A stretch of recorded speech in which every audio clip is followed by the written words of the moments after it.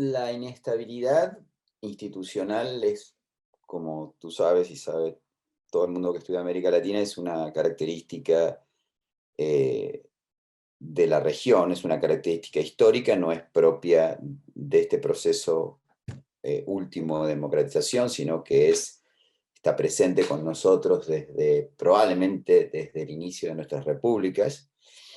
Eh, por lo cual la tasa de recambio, de reemplazo de constituciones es alta comparativamente hablando, eh, y digo comparativamente hablando con respecto al resto del mundo. Si incluimos, por supuesto, otras regiones y no las que típicamente pensamos cuando pensamos en democracia, es decir, si incluimos, por ejemplo, África, América Latina está en un estadio, digamos, de más estabilidad, pero digamos que estamos por encima del promedio de inestabilidad mundial en cuanto a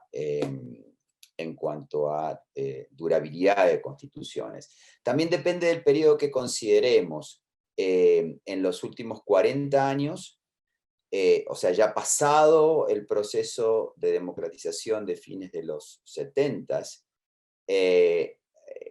ha habido una mayor estabilidad, ¿sí? O sea, hay menos reemplazos de los que había en el pasado, bueno, por una razón lógica, y es que la mayor parte de las democracias, incluso aquellas que se deterioraron, se han mantenido, y esto también obviamente disminuye la tasa de reemplazo.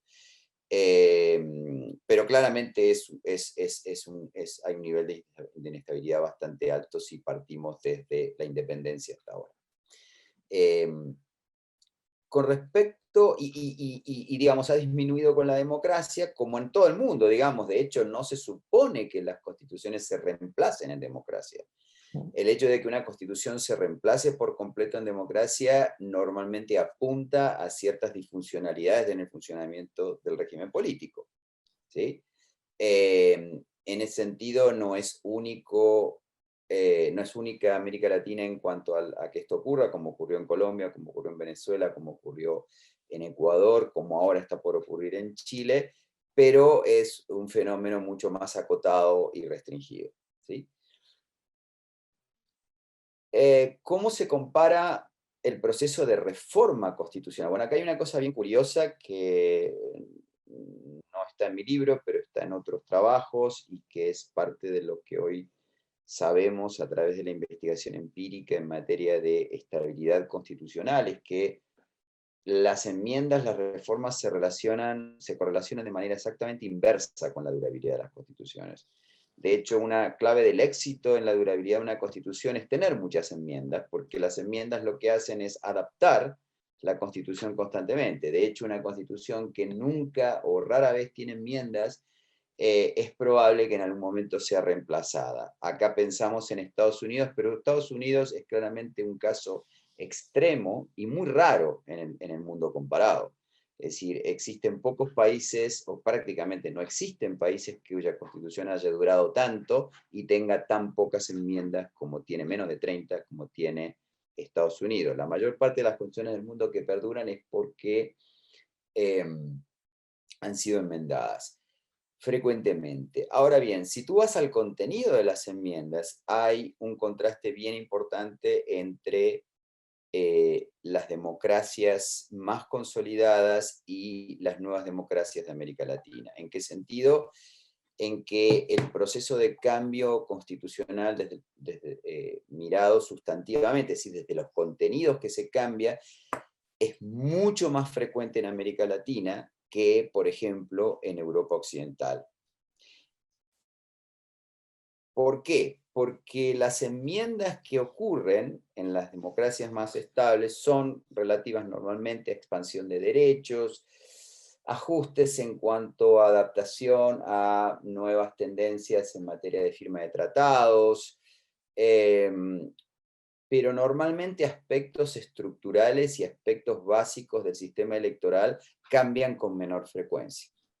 En un trabajo reciente que publicamos con Ernesto Calvo en el libro La política de la debilidad institucional en América Latina, que edita eh, Daniel Brinks, Steven Levitsky y María Victoria Murillo.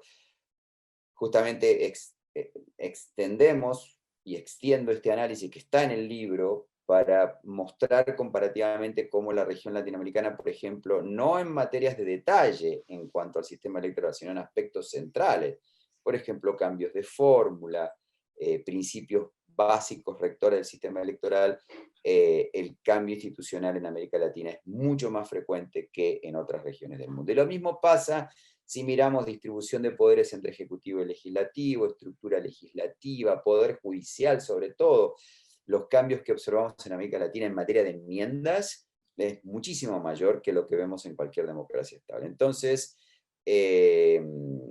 efectivamente hay una tasa de reemplazo constitucional más alta que en las democracias estables, una tasa de enmienda que no tenemos que mirar solo en el agregado, sino en sus contenidos, porque lo que hace es que sí toca aspectos relativamente básicos del sistema político y con más frecuencia en este caso que también en democracias más estables y más antiguas, ¿no?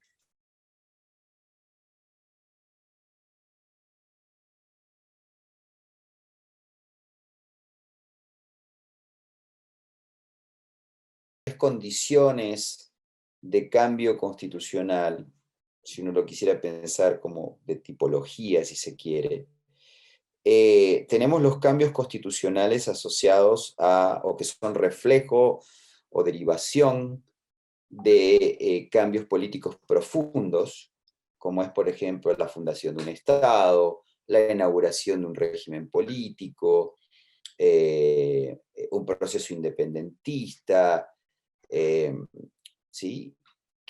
Donde la creación de una constitución, por ejemplo, es típicamente el sello de ese proceso profundo de transformación. La mayor parte de las transiciones a la democracia, por ejemplo, de hecho, entre 1900 y 2010, aproximadamente un 60-63% de todas las transiciones de la democracia en el mundo fueron asociadas también a un cambio constitucional. Acá se ve claramente la relación. Todo el proceso de descolonización en África generó creación de constituciones, porque implicaron la fundación de un Estado, de fundación de nuevos Estados. Entonces estos, por un lado, digamos, los cambios constitucionales, reemplazos constitucionales que son reflejo de esto, sería un tipo. El otro tipo son los cambios constitucionales que incluyen reemplazos y que incluyen también reformas profundas, que tienen que ver con cambios que reflejan, cambios constitucionales que reflejan movimientos en la distribución subyacente del poder político. Que creo que eso es un poco lo que tú referías cuando hablas de la popularidad del presidente, de pronto transformaciones en el sistema partidario, ascenso de nuevos movimientos. Estos cambios subyacentes también, que no son tan drásticos como un cambio de régimen, sin embargo, también producen como reflejo, como impacto, como efecto, cambios a nivel constitucional, a veces por reemplazo, a veces por enmienda. Y son los que yo llamo cambios típicamente redistributivos, donde aparece claramente la acción estratégica de los líderes políticos de los partidos, en donde, aunque se usan justificaciones normalmente más de tipo sistémico y demás, en el fondo lo que hay es un reajuste del sistema institucional a una nueva configuración del poder político. ¿Correcto? Correcto. Entonces ahí, claro, por supuesto, influencia el nivel de popularidad del presidente, influencia la declinación de partidos tradicionales, el descrédito de los viejos partidos, y digamos que esto sería como un poco el escenario de este segundo tipo. Yo lo llamaría cambios redistributivos, los podemos llamar también cambios más conducidos por élites, si se quiere, porque son cambios que no responden a presiones desde abajo. Y después hay un tercer tipo de cambio constitucional, que otra vez puede referir a reemplazos o puede referir a reformas de calado, que tiene que ver con crisis políticas de varios tipos. Pueden ser crisis de desempeño y de gobernabilidad, pueden ser crisis de representación, y son crisis que normalmente o muchas veces van asociadas también a movilizaciones sociales, a crisis que se traspasan del sistema institucional a la sociedad, y en donde aparecen fuertes demandas sociales de cambio. Entonces, crisis de distintos tipos, ¿sí? Acá se acumulan crisis, insisto, de desempeño, de performance del régimen democrático, crisis de representación, problemas de gobernabilidad. Y aquí lo que observamos es que este es un tipo de cambio constitucional más peculiar, porque si bien las acciones estratégicas de las élites no desaparecen, sin embargo hay un impacto, digamos, de demandas sociales que las élites no pueden controlar.